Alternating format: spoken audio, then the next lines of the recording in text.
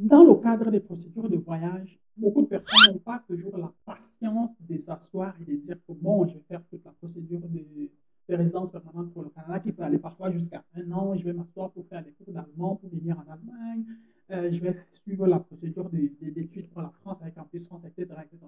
Beaucoup de personnes veulent lancer une procédure aujourd'hui et entendre que 2 mois plus tard, elle a abouti. C'est dans ce cadre-là que beaucoup se retrouvent dans des pays comme Chypre, Russie, Turquie. Tout simplement pourquoi? Parce que dans ces pays-là, pour aller étudier dans ces pays-là, c'est relativement simple. La procédure, elle ne prend pas beaucoup de temps. Elle est relativement facile. D'ailleurs, nous-mêmes, nous gérons les procédures des visas étudiants pour aller vers ces pays-là. Donc, si tu as envie d'y étudier, nous sommes là pour t'accompagner. Toutefois, nous avons constaté que nous avons aujourd'hui au moins une dizaine, voire une vingtaine de personnes qui nous écrivent pratiquement chaque mois venant de ces pays-là et qui veulent quitter, que ce soit la Russie, la Biélorussie, la Turquie, Dubaï, Chypre, etc., etc. Et toutes ces personnes-là cherchent des voies et moyens pour entrer dans le Schengen. Et donc, dans cette vidéo, nous avons décidé de nous asseoir pour présenter quelques voies et moyens, quelques pistes que vous pouvez exploiter, sur lesquelles vous pouvez vous baser pour étudier, bon, pas forcément pour étudier, pour entrer dans le Schengen, ou toutefois pour quitter du pays dans lequel vous vous trouvez, pour aller peut-être vers un pays de l'Europe de l'Ouest ou un pays de l'Amérique du Nord. Donc, si tu me découvres par le biais de cette vidéo, n'hésite surtout pas à t'abonner. N'hésite pas à liker la vidéo parce qu'ici, surtout, nous produisons du contenu de qualité autour des procédures de voyage. Et si tu as besoin d'accompagnement, si tu veux quitter la Russie, la Turquie, Chypre, Dubaï, le Koweït et j'en passe, pour entrer soit dans le Schengen ou pour aller en Amérique du Nord, notamment le Canada, tu peux nous contacter. Nous serons ravis de t'accompagner. Nous serons surtout ravis de t'orienter d'abord, ensuite de te proposer des voies, des moyens qui pourraient faire en sorte que tu puisses entrer en Allemagne, en France, en Belgique, en Espagne, en Irlande, en Angleterre et j'en passe. Installe-toi et au cours des 10 prochaines minutes environ, je m'en vais te dire tout ce que tu dois savoir sur le comment du pourquoi quitter du pays dans lequel tu te trouves aujourd'hui et peut-être dans lequel tu ne te plais pas pour aspirer à un pays avec des meilleures perspectives.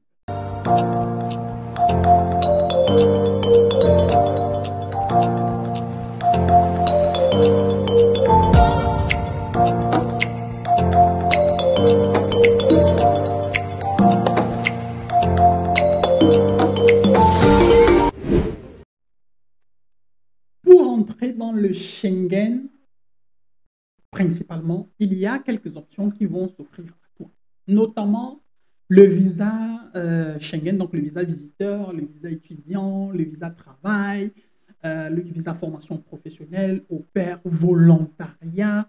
En Allemagne, il y a également aussi le nouveau visa carte d'opportunité qui s'est ajouté. Et il y a toutes ces options-là qui sont sur la table, mais forcément, toutes ces options-là ne sont pas pour tout le monde. Si nous commençons par la première des options, le visa visiteur, c'est un visa que moi, je ne recommande pas toujours pour les personnes qui sont, par exemple, que ce soit en Turquie, en Russie, Dubaï et autres. Tout simplement pourquoi? Parce qu'il est facile qu'on te refuse le visa à partir de ce pays-là pour entrer, par exemple, pour venir rendre visite à quelqu'un en Allemagne. Tout simplement parce qu'on va se dire, OK, c'est vrai, tu es en Russie aujourd'hui, mais la question, c'est qu'est-ce qui nous prouve qu'une fois que tu vas arriver en Belgique ou en France, tu vas rentrer. Donc, c'est toujours un peu difficile, vu aussi les profils, vu l'âge, vu voilà, votre statut en Russie ou en Turquie. Il n'est toujours pas évident de prouver que vous allez, une fois que vous y serez, une fois que vous êtes là-bas, que vous allez véritablement quitter de là pour, une fois que vous allez arriver en Allemagne ou en Belgique, vous allez de nouveau quitter la Belgique ou l'Allemagne et rentrer en Russie pour poursuivre vos études. Donc, c'est la raison pour laquelle nous ne recommandons pas toujours ce visa-là. Il est très facile qu'on vous le refuse et beaucoup de personnes nous ont même déjà écrit, parfois ayant même déjà fait leur demande de leur visa touristique et qui a été refusé et nous demande conseil, sauf que quand le visa a déjà été refusé, on ne peut plus pratiquement rien faire à ce moment-là. La meilleure des choses qu'on puisse faire, c'est en amont, avant la demande de visa. C'est là où nous pouvons essayer d'optimiser le dossier, mais toujours est-il que je ne recommande clairement pas le visa touristique. Si ton objectif est de quitter de la Russie, de la Biélorussie, avant la guerre de l'Ukraine également aussi, pour entrer dans le Schengen. Ça, c'est la première des choses. Deuxième option qui est envisageable, c'est le visa étudiant. Maintenant, pour le visa étudiant d'un pays à un autre, les conditions ne seront pas forcément toujours les mêmes. C'est pour ça que moi, je recommande même beaucoup parfois à toutes ces personnes-là qui vont dans les pays comme la Turquie, la Russie, c'est qu'une fois qu'avant peut-être d'arriver là-bas, il faudrait peut-être mieux commencer à travailler sur des options de sortie, c'est-à-dire un certificat de langue, que ce soit en anglais ou en allemand, ça peut être très, très utile. Si tu quittes le Cameroun, le Sénégal, la Côte d'Ivoire, le Gabon, avec ton B2 en anglais, avec ton B1 en allemand, ça peut être très, très utile une fois que tu vas arriver dans le pays dans lequel tu es en train de partir, tout simplement parce qu'à partir de là-bas, tu pourras introduire une nouvelle demande de visa. Et si tu as déjà un certificat de langue internationalement reconnu, il pourra être très, très utile dans le cadre de ta procédure. Donc, pour ce qui est donc du visa, maintenant, des pays, par exemple, comme la France, la Belgique, le Luxembourg, sont un peu trop regardantes sur les moyennes. Toutefois, il y a des procédures quand même. Il y a des pays comme, par exemple, l'Espagne, où il est possible, même avec 10 de moyenne, même avec 10 de moyenne, même peut-être même pour les personnes qui ont déjà peut-être dépassé un peu plus de 30 ans, qui ont arrêté leurs études avant, qui sont arrivés peut-être en Russie, peut-être 5 ans plus tard. Et puis, bon, il est possible pour vous d'obtenir un visa étudiant pour l'Espagne et d'aller en Espagne pour, par exemple, faire des études pour apprendre l'espagnol et ensuite faire des études à l'université. Au cours des semaines, peut-être au cours du mois à venir, au cours du mois de février, peut-être début mars ou plus tard, nous allons publier une vidéo là-dessus pour revenir encore de fond en comble sur la procédure des visas étudiants pour l'Espagne, pour aller sur place étudier la langue espagnole. Tout comme il est aussi possible d'aller en Espagne pour faire directement les cours, pour étudier directement, mais cette fois en anglais. Et dans ce cadre-là, il te faudra un certificat en anglais de niveau B2. C'est pourquoi je disais tout à l'heure que lorsque tu quittes ton pays, il est peut-être envisageable pour toi, il est plus fortement recommandé d'avoir déjà un certificat de langue parce qu'à partir de là, ça peut être beaucoup plus simple. Maintenant, il y a également aussi d'autres options pour l'Allemagne, que ce soit le visa étudiant, le visa étudiant, le visa formation professionnelle ou le visa carte d'opportunité. Je vais beaucoup plus me concentrer sur ces trois-là qui sont un peu plus mathématiques et un peu plus rassurants, si je peux dire ça comme ça, qui sont beaucoup plus mathématiques et beaucoup plus rassurants. Seulement pour ces trois-là, bon, le visa carte d'opportunité, il concerne les personnes qui ont déjà au moins obtenu un diplôme du supérieur dans leur pays, ça peut, ou bien même en Russie, hein, ça peut être une licence, ça peut être un master, ça peut être un BTS. Vous êtes éligible pour ce visa-là. Et en fonction de l'université dans laquelle vous l'avez obtenu, même sans avoir des niveaux de langue en allemand, vous pouvez avoir le visa pour l'Allemagne. Donc ça, c'est comme je dis, ça dépend fortement de l'université dans laquelle vous avez obtenu votre diplôme du supérieur dans votre pays. Il y a le visa étudiant également aussi pour l'Allemagne. Toutefois, si vous avez 10 de moyenne au baccalauréat et peut-être que bon, ou bien peut-être même si vous avez même la licence et que vous n'avez pas une très bonne moyenne, je ne recommande pas toujours ce visa-là pour les personnes qui n'ont pas une telle moyenne parce que justement, on peut très facilement vous refuser le visa sur la base de votre moyenne à l'université ou au baccalauréat. Mais ce qui ne veut pas dire forcément qu'on va automatiquement vous refuser le visa. Vous pouvez toujours tenter. Toutefois, étant donné toutes les dépenses qui sont liées à cela, il vaudrait peut-être mieux se lancer là-dedans en ayant quand même un certain nombre de garanties. Et les garanties, justement, elles commencent par votre moyenne. À côté maintenant du visa étudiant, il y a le visa formation professionnelle, mais lui également aussi, il va exiger minimum le B1 en allemand, si ce n'est le B2. Et que ce soit pour les visas, carte d'opportunité étudiant, formation professionnelle, il faudra faire des cours de langue. Si vous n'avez pas fait de cours d'allemand dans votre pays, il est possible de faire des cours d'allemand, même en ligne. Nous proposons des cours d'allemand en ligne. Vous pouvez nous contacter, vous pouvez vous inscrire chez nous. Nous avons des rentrées pratiquement chaque 6 semaines pour des cours d'allemand en ligne. Et donc, on sera ravis de vous avoir parmi nos apprenants. On sera ravis de vous compter parmi nos apprenants afin que vous puissiez vous également aussi faire vos cours d'allemand. Et peut-être une fois que vous avez terminé avec les cours d'allemand, pouvoir composer là-bas sur place. En Russie, il y a forcément des centres linguistiques, des centres d'examen là-bas en Russie, surtout dans les grandes villes, que ce soit Moscou, Saint-Pétersbourg, etc., etc. Vous pouvez forcément trouver des centres d'examen là-bas. Vous pouvez aller y composer. Mais les cours d'allemand, vous pouvez les faire n'importe où, notamment en ligne. Et nous sommes là justement, nous proposons un concept de cours en ligne avec des cours relativement adaptables, c'est-à-dire parfois ça peut avoir lieu très tôt le matin, ça peut avoir lieu très tard en soirée, ça peut être, voilà, général, ça peut aussi parfois avoir lieu le week-end. Donc, vous pouvez nous contacter et on peut trouver le groupe qui peut le mieux correspondre à vos besoins et espérer justement vous accompagner progressivement du A1, A2, B1, B2 pour que vous puissiez donc remplir la condition du certificat de langue pour pouvoir par la suite espérer à quelque chose.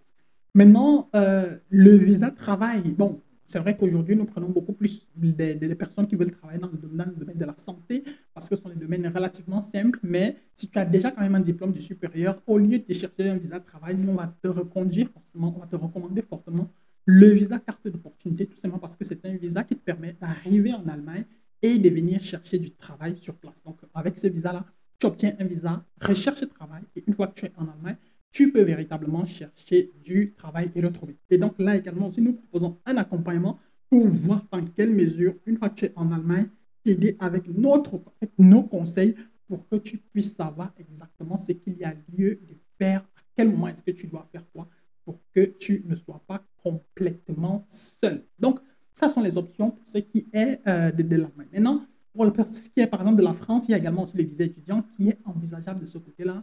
Comme je l'ai dit, Belgique, visa étudiant envisageable également aussi. Le Luxembourg, le visa étudiant est également aussi envisageable. Toutefois, beaucoup de programmes au Luxembourg exigent le B2 en anglais. Donc, là également aussi, comme je le disais à l'entame de la vidéo, si tu as un certificat de langue en anglais internationalement reconnu, ça peut être très, très utile. Le Luxembourg pourrait être une porte que tu peux envisager.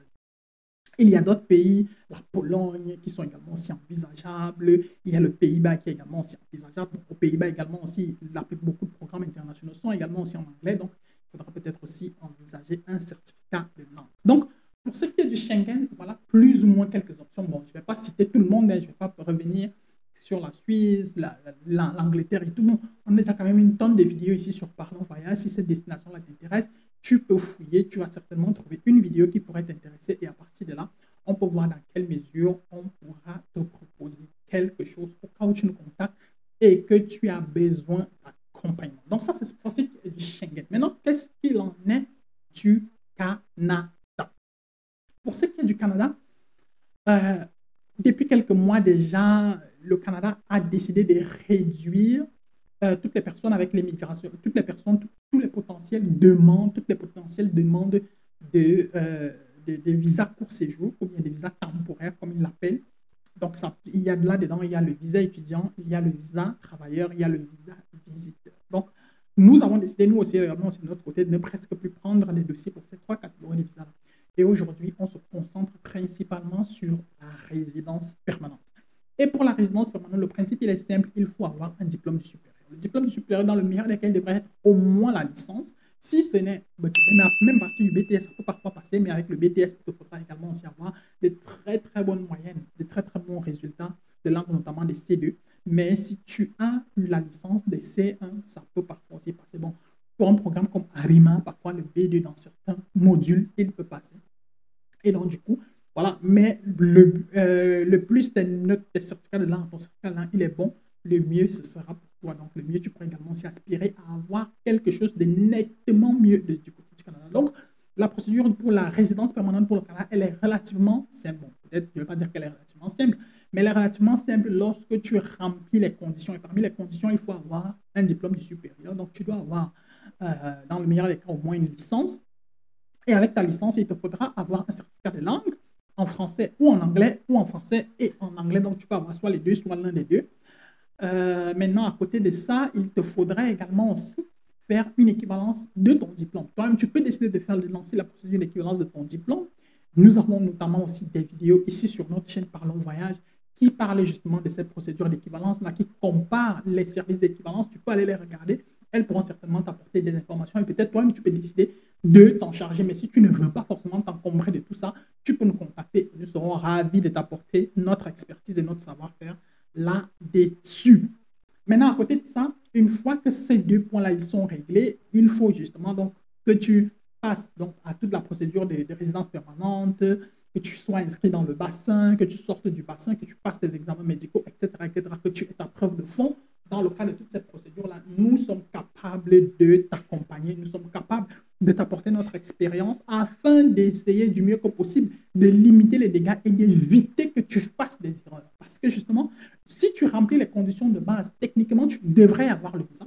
Maintenant, ce qui fait en sorte que beaucoup de personnes n'aient pas le visa, c'est parce que justement, beaucoup, ils veulent entendre que je peux le faire moi-même. Oui, tu peux le faire toi-même. Toutefois, il est peut-être mieux d'avoir quelqu'un à côté de toi qui peut te dire attention ici, il faut faire attention ici, il ne faut pas faire ça parce que ici, il faut faire comme ça parce que, tout simplement parce que nous, on a cette vision d'ensemble-là qui vient notamment de l'expérience que nous avons avec des dossiers antérieurs, des dossiers en cours. Et donc, du coup, on peut utiliser toutes les informations que nous avons emmagasinées jusqu'ici pour les mettre au profit de ton dossier afin que ton dossier puisse justement aboutir avec succès. Donc, en gros, c'est plus ou moins ça pour ce qui est du Canada. La procédure pour le Canada, elle peut parfois aller, dans les normes, c'est entre 6 et 8 mois, si tout se passe bien, entre 6 et 8 mois. Et au cas où il n'y a pas, par exemple, des documents supplémentaires à fournir, au cas où il n'y a pas de complications au moment de la procédure, entre 6 et 8 mois, ça devrait passer, ça devrait te permettre d'arriver au Canada. Et donc, si tu es arrivé en Russie, en Turquie, à Dubaï, au Koweït, ou je ne sais trop où, Chypre, avec un diplôme du supérieur, la résidence permanente Canada peut peut-être être envisageable pour toi. Et l'autre avantage justement de la résidence permanente Canada, c'est que tu peux voyager avec ta famille. Donc, si tu as laissé ton enfant au Cameroun, ta femme au Cameroun ou ta petite amie au Cameroun, vous pouvez voyager ensemble.